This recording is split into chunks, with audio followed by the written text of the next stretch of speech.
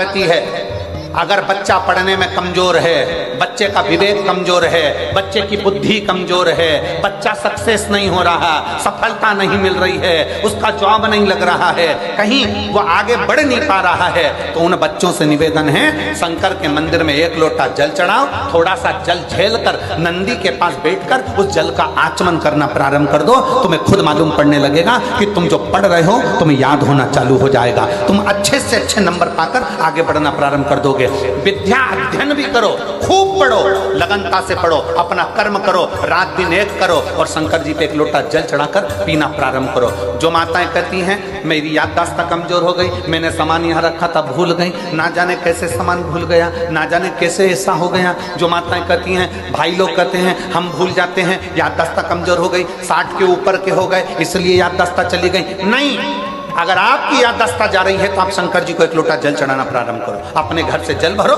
शिव के मंदिर में जाकर चढ़ाओ, उस जल को झेलो, नंदी के पास बैठकर आचमन कर लो, उसको पी लो।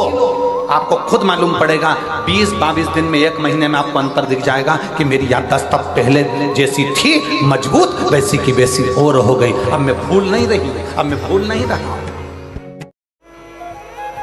और नवयुवक बेटा बेटी अपनी बुद्धि में ये बात बिठाएं।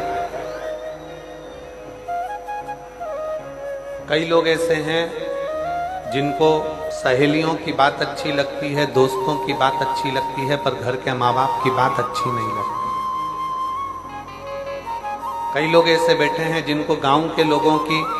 शहर के लोगों की, मित्र दोस्तों की, व्यापारियों की, व्यवसायियों की बात अच्छी लगती है, अपना साथ में काम करने वालों की बात अच्छी लगती है, पर घर के बुजुर्गों की बात अच्छी नहीं लगती।